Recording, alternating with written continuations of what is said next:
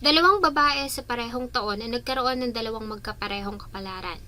Ang dalawa ay nasawi matapos na maningil ng pautang. Patay ang babae na maniningil lang umano ng utang sa kanyang kapitbahay. Mismong ang asawa naman ng suspect ang nagsumplong ng krimen sa pulisya.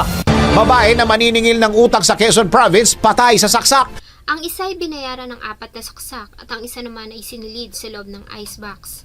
Matapos pakinabangan ng pera na kanilang pinaghirapan, ay nagawa pa silang patayin. Sa kanilang kamatayan ay iba't ibang opinyon ng mga tao. May mga naaawa sa mga biktima dahil sa kanilang masakit na sinapit. Subalit may iilan din naman na nagsasabing nagawa ito ng mga suspect dahil sa maaanghang na salita na nabitiwan ng mga biktima. Ano nga ba ang naging dahilan sa naging masakit na katapusan nila Marijoy Singayan at Michelle Fajarillo? Kapwa nagtiwala, kapwa namumuhay ng marangal, kapwa nagnanais sa magandang kinabukasan at parehong hindi nagdalawang isip na magpautang ng lapitan ng mga nangangailangan.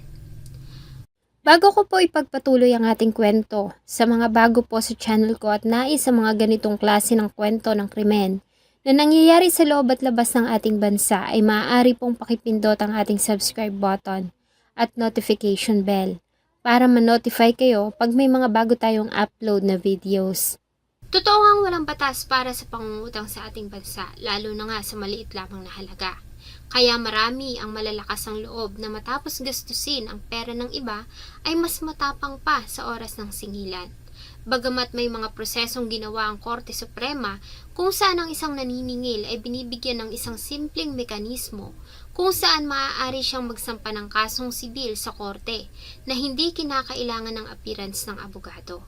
Ang kailangan lamang ay nakapag-download at nakapag-print ang claimant ng forms o templates na maaari niyang lagyan ng impormasyon at kabitan ng kaukulang ebidensya para patunayan ang kanyang paniningil. Ito yung tinatawag nilang small claims. Ang nasabing panukala ay pinatupad noong April 11, 2022.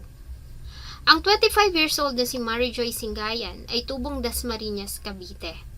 Bata pa lamang ay madiskarte na ito at mataas ang pangarap para sa sarili at sa kanyang pamilya. Para sa mga nakakakilala, inilarawan nila si Marijoy na isang mapagbigay na tao. Madaling lapitan, madaling magtiwala, bagamat mabilis din namang magalit. At hindi nagpapatalo lalo na kapag nasa katwiran. Nang makapagtapos ng kolehiyo ay agad itong natanggap sa trabaho sa Makati City. Ganon din ang kanyang asawa na isang IT specialist.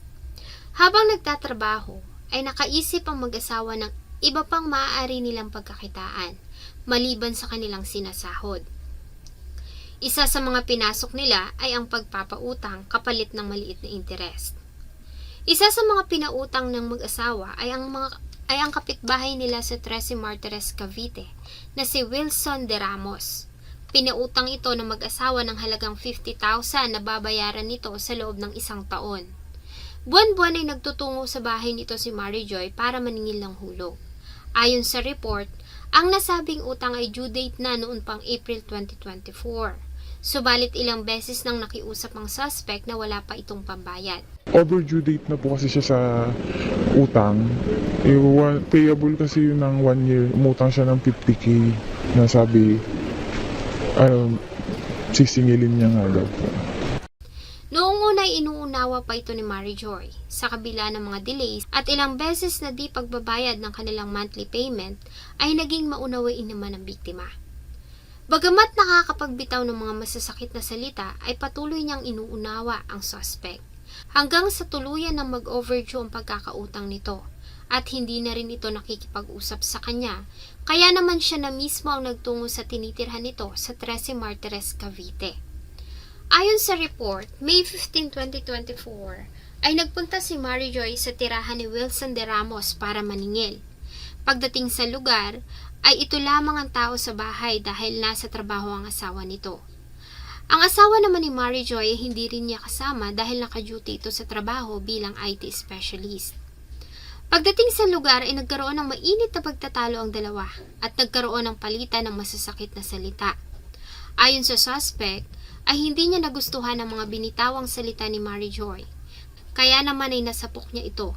Nang matumba ang biktima ay kumuha siya ng lubid at sinakal ito hanggang sa tuluyan na nga itong tumigil sa pagpalag at tuluyan ng malagutan ng hininga. May ilang minuto pa na pinag-isipan niya kung anong gagawin sa katawan hanggang sa makita niya ang pulang cooler o icebox. Agad niya itong kinuha at sapilit ang pinagkasya doon ng kawawang si Mary Joy bago ito nagmamadali na umalis ng bahay. Pagdating sa bahay, nagkaroon ng medyo pagtatalo and then nasapok ng ating suspect, yung ating biktima. And nung matumba po si biktima, nakakita siya ng tali and then binigti po niya bago niya inilagay sa icebox. Pagsapit ng alas 5 ng hapon ng parehong araw, ay nakatanggap ng tawag ang tanggapan ng kapulisan ng Cavite mula sa kinakasama ni Wilson. At mula dito ay isang kagimbal-gimbal na revelasyon ang kanilang natanggap. Ayon kasi sa ginang, ay nasa trabaho siya nang makatanggap ng tawag mula sa kanyang asawa ng bandang alas 4:45 ng hapon. At sinabi nito sa kanya na aksidente niya umanong napatay si Mary Joy Singayan at isinilid niya umano ang katawan nito sa cooler na pula na nasa loob ng kanilang tinitirhan. Dahil dito ay agad na nagtungo ang team ng mga pulis sa bahay ng suspect sa Golden Horizon Villas, Barangay Hugo Perez, 13 Martires, Cavite. Walang tao sa loob ng bahay kaya naman pumasok sila sa loob. At dito nga ay agad nilang nakita ang isang kulay pulang cooler na may estimated na 4'11" hanggang 5 feet lamang ang taas at may 2 talampakang haba at 1 kalahating lapad. Bagay na kanilang ipinagtaka kung paano nagawang pagkasyahin ng suspect ang katawan ng biktima sa loob nito. Nang buksan nila ang nasabing cooler, ay doon na tumambad sa kanila ang kalunos-lunos na sinapit ni Mary Joy. Dagdag pa ng kinakasama ng suspect, ayon umano dito ay nagkasunod-sunod ang kanilang problema lalo na nga sa financial. Kaya naman mabilis umanong uminit ang ulo ng suspect na isang driver. Dahil dito ay agad na ikinasa ng Philippine National Police Region 4A ang isang malawakang manhunt operation na siyang naging dahilan sa pagkakadakip sa suspect na si Wilson De Ramos sa Pasay City, matapos na ituro ng mga kamag-anak nito ang kanyang kinaroroonan. Agad itong sinampahan ng kasong pagpatay sa Prosecutor's Office ng Cavite. Sa kasalukuyan ay nakapiit ito at naghihintay ng mga paglilitis. Hindi naman matanggap ng pamilya ni Mary Joy ang kanyang sinapit, lalo na nga ang kanyang asawa. Ang hiling nila ay mabigyan ng hustisya ang sinapit nito at maparusahan ng may sala. Ginawa niya Inalalambot ako pag nakita ko yung asawa ko. Baka demonyo nung ginawa sa kanya. Ginawang laruan. Samantala, ang 42 years old naman na si Michelle Fajarillo, tulad ni Mary Joy, ay pinasok din ang negosyo ng pagpapautang sa Quezon. Tulad ni Mary Joy, si Michelle ay naging lapitan din ng kanyang mga kababayan sa Quezon sa tuwing nagigipit. Agad din naman itong pinapahiram ng pera ang mga kakilala kapalit ng interes na kanilang napagkasunduan. Isa sa mga naging customer nito ay ang mag-live-in partner na kapitbahay nito sa Sitio Stella Maris, Barangay Bagong Bayan, Mauban, Quezon ng halagang 50,000. Sa kanilang kasunduan, ay kinulateral na mag-asawa ang kanilang bahay na siyang magiging kapalit sa oras na hindi nila mabayaran ang hiniram na halaga kasama ang interes. October 15, 2024, nang ganap na 1:45 ng hapon, ay nagtungo si Michelle sa bahay ng mag-asawa para maningil. Dinatnan niya ang mag-asawa sa bahay ng mga ito at pinapasok naman siya sa loob. Subalit makalipas lamang ang ilang minuto mula nang pumasok ito sa loob ng bahay, ay muli itong lumabas na duguan at may nakatarak pang kutsilyo sa kanyang dibdib. Maraming kabahayan sa lugar at mga taong dumaraan, kaya naman mabilis na naisiugod si Michelle sa pinakamalapit na ospital. Subalit dahil sa dami ng dugong nawala mula rito, ay diniklara din itong wala ng buhay upon arrival. Nang matanggap ng mga pulis ang report, ay agad silang nagtungo sa crime scene. At mula doon ay dinatnan nila ang isa sa mga suspect na lalaki. Hawak pa nito ang cellphone na pagmamay-ari ng biktima. Bagamat wala na doon ang asawa nitong si alias Arlene na umalis ng bahay matapos ang ginawang pananaksak. Ayon sa mga pulis, nang dumating ang biktima sa loob ng bahay ay nagkaroon sila ng pagtatalo at palitan ng mga hindi kaaya-ayang salita. Matapos na hindi nila maibalik ang hiniram na halaga at hindi nila pagpayag na ipagkaloob ang kanilang bahay katulad ng nakalagay sa kanilang kasunduan. Sa pagpapalitan ng mga salita ay kumuha ng kutsilyo si Arlene na siyang isinaksak niya sa biktima. Nagtamo ito ng 4 na saksak sa kanyang dibdib. Matapos ang ginawa ay agad na tumakas ang babae, samantalang naiwan ang kanyang kinakasama matapos na atakihin ng stroke. Investigation, lumalabas po na andun po ang biktima para maningil po ng kanyang pautang na kung saan yun pong bahay ang parang naging collateral, so nagkaroon na po ng interest kasi medyo mataas po yung interest na pinag-usapan ng biktima at ng suspect.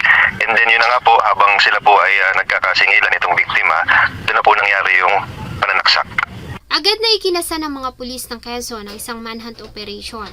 Nakipag-coordinate din sila sa iba pang mga police stations, lalo na sa kapulisan ng Plaridel, kung saan nakatira ang suspect. Makalipas lamang ang ilang oras, ay kusang loob naman na sumuko si alias Arlene sa tanggapan ng pulis sa Plaridel, kasama ang ama nito. Mula Plaridel ay tinurn over ito sa pamunuan ng Mauban Police. Ang mag-asawa ay sinampahan ng kasong pagpatay sa Prosecutor's Office Mauban, Quezon, at sa kasalukuyan ay nakapiit sa kulungan habang naghihintay ng mga paglilitis. Sadyang napakasakit ang sinapit ng 2 kababaihan matapos na ipahiram ang pera na kanilang pinaghirapan ay kamatayan ang nakuha nilang kabayaran. Aminin na natin na halos lahat tayo ay nagkakautang o nakaranas ng mangutang sa ibang tao, lalo na sa panahon ng labis na kagipitan. Kuminsan ay nagdadalawang isip pa ang mga nagpapahiram, subalit makalipas ang ilang pakiusap ay hindi rin nila natitiis at agad namang nagbibigay ng pera, bagamat may kakabit na interes. May mga nagsasabi na malaki ang interes ng iba, subalit bago pa man hiramin ng pera, ay agad naman itong napapag-usapan. At tandaan mo, may choice ka kung tatanggapin ng pera o hindi. Kung alam mong masyadong mataas ang interes, ay may pagkakataon ka na tumanggi. Dahil sa oras na kinuha mo ang pera, ibig sabihin, ay tinatanggap mo at naiintindihan mo na may kasama itong interes, maliit man o malaki. May mga pagkakataon na nakakapagsalita ng hindi kaaya-aya ang mga naniningil. Hindi natin sila masisisi kung palagi na lang pangako, subalit hindi naman natutupad. Kalimitan pa nga ang iba ay mas matapang pa sa hiniraman. Lagi sana nating isaalang-alang na ang perang hiniram ay minsan nilang pinaghirapan. Ilang butil ng pawis, puyat at gutom ang kanilang tiniis para sa perang ipinagkatiwala sa iyo.